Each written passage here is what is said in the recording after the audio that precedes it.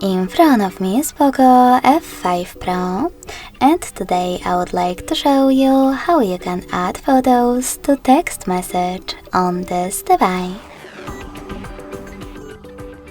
Begin by opening Messages app and tapping on one of your chats.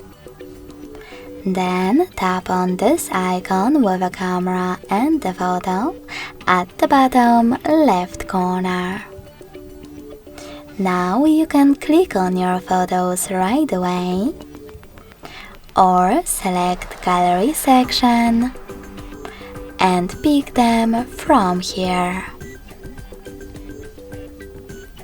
When you finished, choose Add at the top right corner.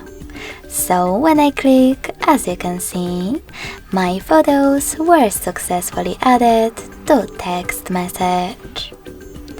Thanks so much for watching. If you enjoyed this video, smash that like button, comment and subscribe.